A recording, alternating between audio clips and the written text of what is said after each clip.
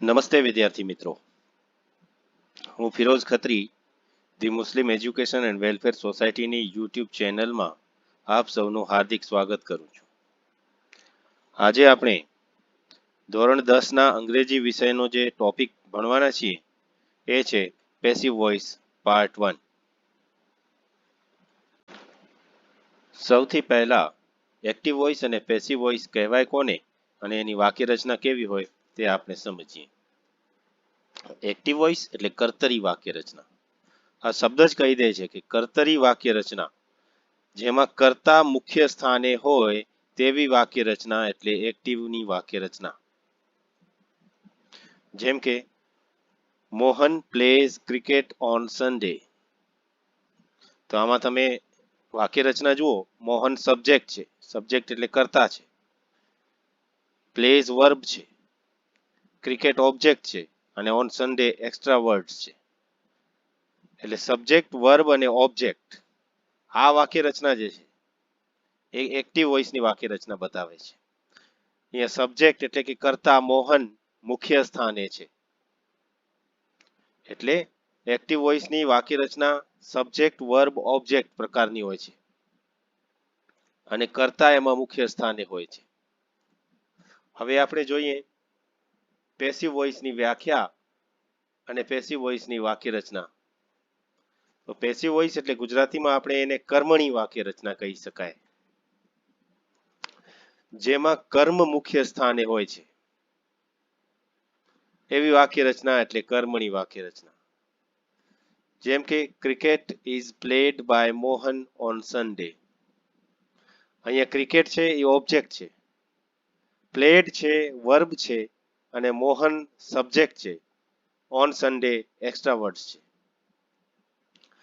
તો OVS પ્રકારની વાક્ય રચના જે છે, ઓબ્જેક્ટ, વર્બ અને સબ્જેક્ટ પ્રકારની વાક્ય રચના એ પેસિવ વોઇસની વાક્ય રચના હોય છે.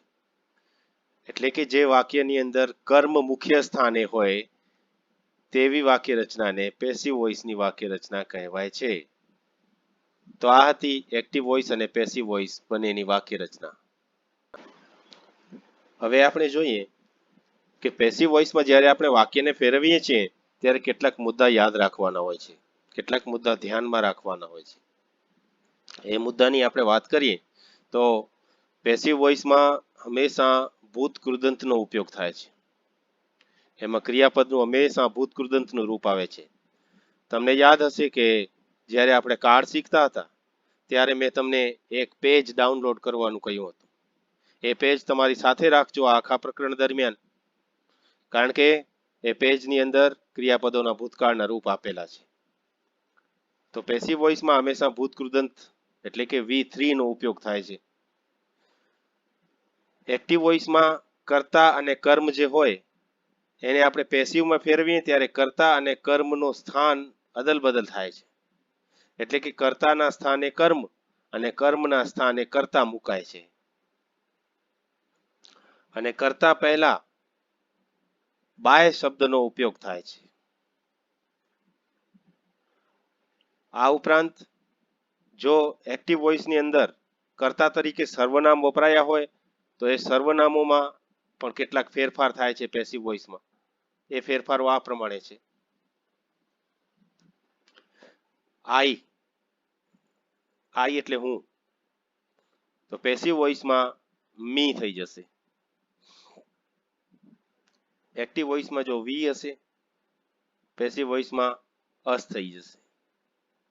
એક્ટિવ વોઇસમાં યુ હોય તો પેસિવ વોઇસમાં યુ જ રહેશે. બહુવચનનો યુ હોય તો પણ યુ જ રહેશે.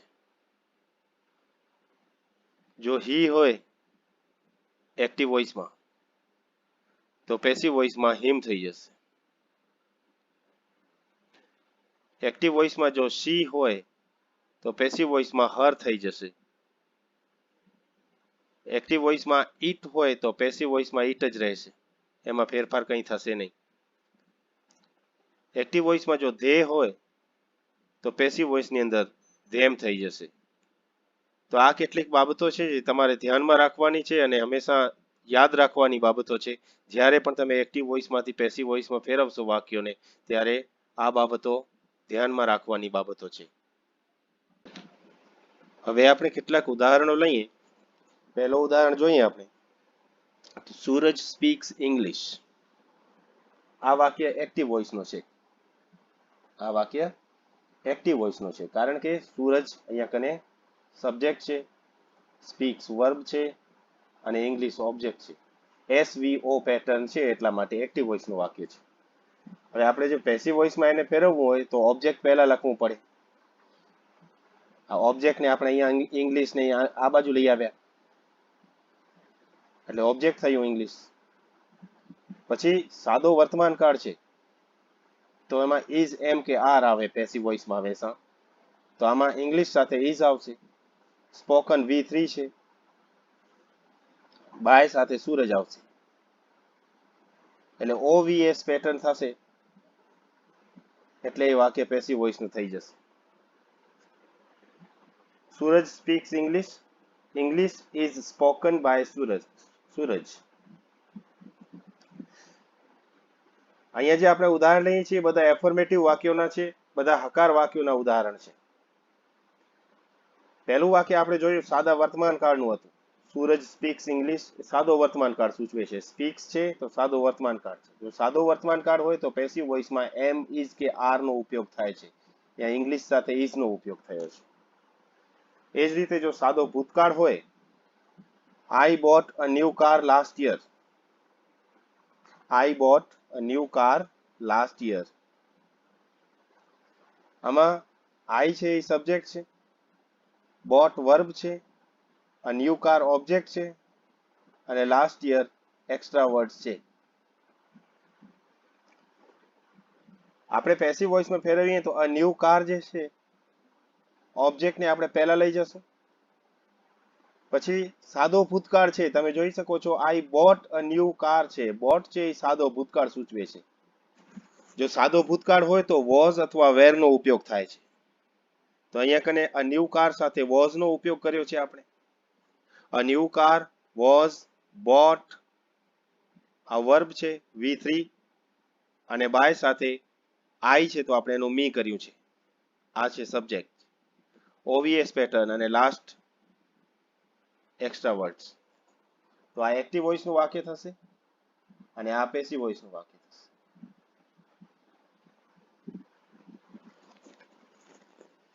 ત્રીજું વાક્ય છે girls will clean the classroom.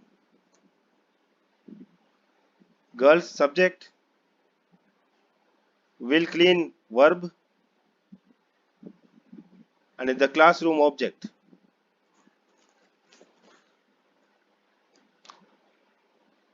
SVO pattern છે એટલે એક્ટિવ વોઇસ છે. આપણે ઓબ્જેક્ટને પહેલા લઈ જશું.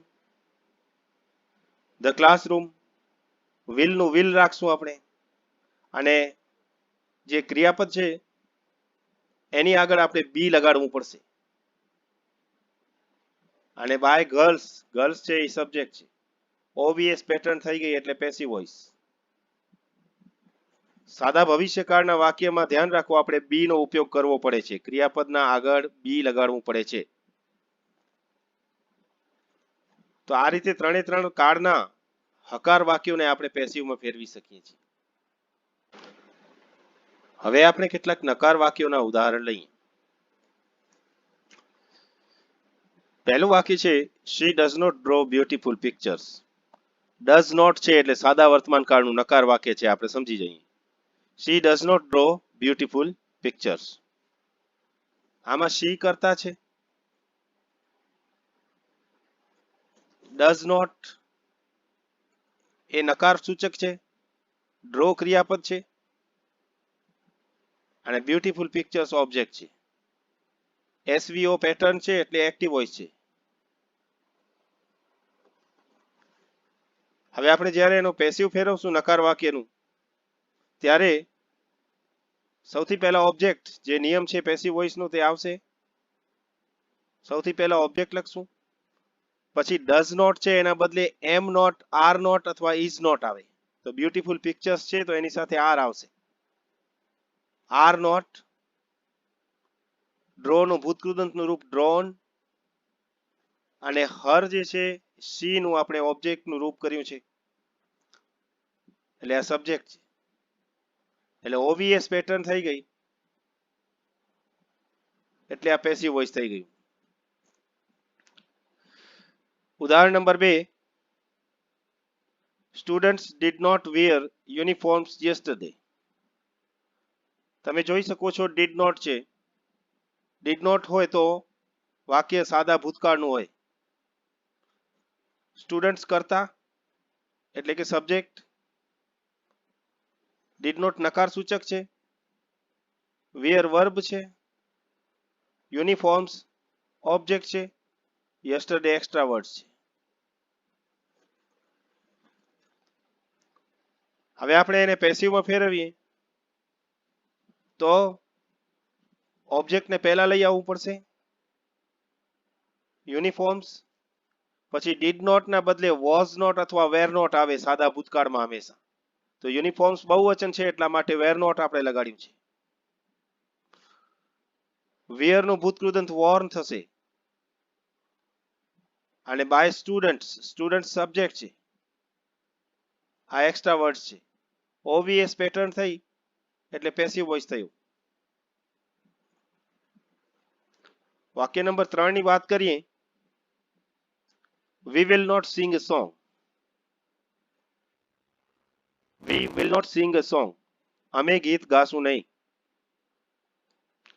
we છે એ સબ્જેક્ટ છે, will not છે નકાર સૂચક છે, વર્બ છે સિંગ અને a song છે એ ઓબ્જેક્ટ છે. a song ને પહેલા લઈ જાઓ, will not નું will not જ મૂકો, ક્રિયાપદની આગળ બી લગાડો, કારણ કે સાદા ભવિષ્યકાળની અંદર હંમેશા પેસિવ વોઇસમાં બી લગાડવું પડે છે, એટલે બી લગાડવું પડે છે.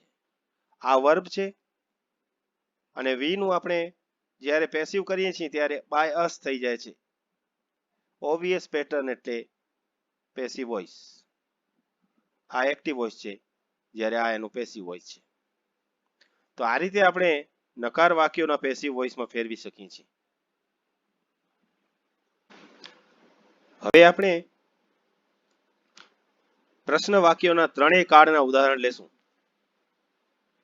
પહેલું વાક્ય છે, does Sunil drink coffee in the morning?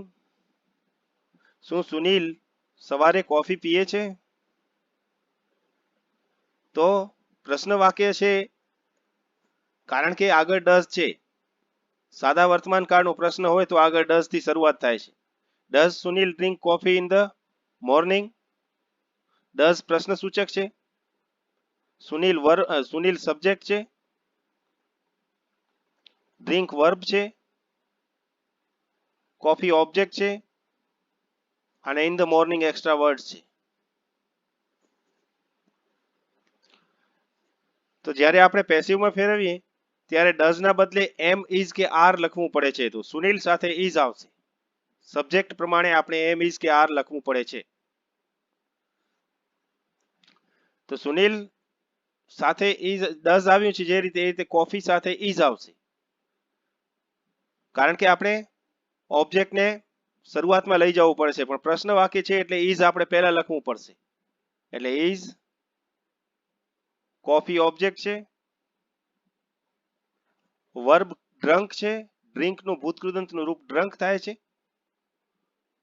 અને બાય સાથે સુનિલ, સુનિલ સબ્જેક્ટ છે, in the morning extra words છે. એક્સ્ટ્રા વર્ડ્સ પાછળ હોય તો પાછળ લગાડી દેવાના. આ એક્ટિવ વોઇસ નું વાક્ય છે, જ્યારે આ વાક્ય પેસિવ વોઇસ નું વાક્ય છે. આ રીતે સાદા વર્તમાન કાળના વાક્યોને પેસિવ કરી શકાય.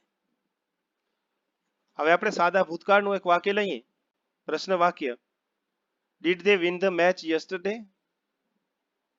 શું તેઓ ગઈકાલે મેચ જીત્યા?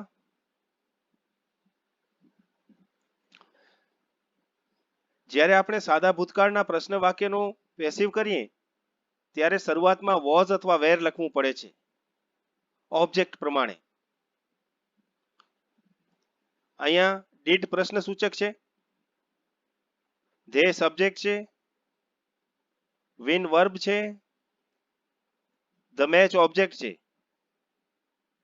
અને યસ્ટરડે એક્સ્ટ્રા વર્ડ છે. એસવીઓ પેટર્ન છે તો એક્ટિવ વોઇસ છે. હવે આપણે જ્યારે એનો પેસિવમાં ફેરવીએ છીએ ત્યારે શરૂઆતમાં વોઝ લખીએ છીએ, કારણ કે ઓબ્જેક્ટ ધ મેચ પ્રમાણે વોઝ લખવું પડશે. વોઝ અથવા વેર મુકાય છે તો ધ મેચ છે અહીંયા કને, તો ધ મેચ સાથે વોઝ આવશે. તો વોઝ પછી સબ્જેક્ટના બદલે ઓબ્જેક્ટ ધ મેચ. વોન છે એ વિન નું ભૂતકૃદંત છે. ધેનો પેસિવ વોઇસ આપણે બાય ધેમ કરીએ છીએ તો આ સબ્જેક્ટ છે, અને યસ્ટરડે એક્સ્ટ્રા વર્ડ છે. તો આ વાક્ય પેસિવ વોઇસમાં ફેરવાઈ ગયું. Was the match won by them yesterday. ત્રીજું વાક્ય છે will she teach us English. શું તેણી અમને અંગ્રેજી શીખાડશે? આ વાક્ય બે કર્મ વાળું વાક્ય છે. એક કર્મ છે અસ અને બીજું કર્મ છે ઇંગ્લિશ.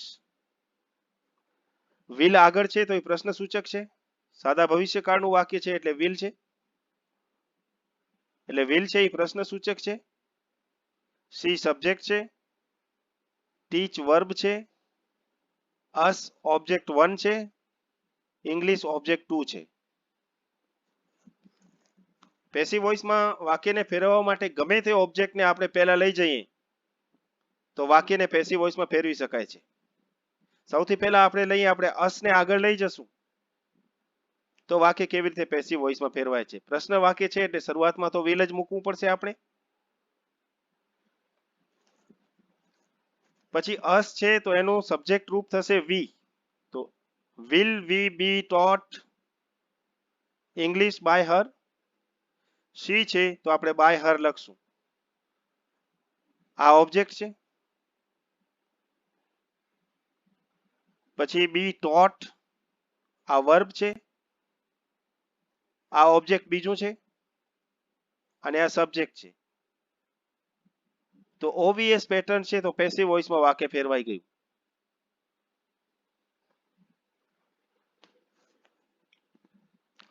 જો આપણે ઇંગ્લિશને પહેલા લઈ જવું હોય તો પણ આપણે વાક્યને પેસિવમાં ફેરવી શકીએ. શરૂઆતમાં વિલ આવશે કારણ કે પ્રશ્ન વાક્ય છે. પછી ઇંગ્લિશ ઓબ્જેક્ટ ટોટ વર્બ એની સાથે બી લગાડવું પડે. પછી અસ ને આગળ આપણે ટુ મૂકવું પડશે. એક સી છે તો બાય હર આ સબ્જેક્ટ ઓવીએસ પેટર્ન. આ પણ પેસિવ વોઇસનું વાક્ય છે. એટલે બેમાંથી ગમે તે કર્મને આપણે આગળ લઈ જઈ અને વાક્યને પેસિવ વોઇસમાં ફેરવી શકીએ છીએ.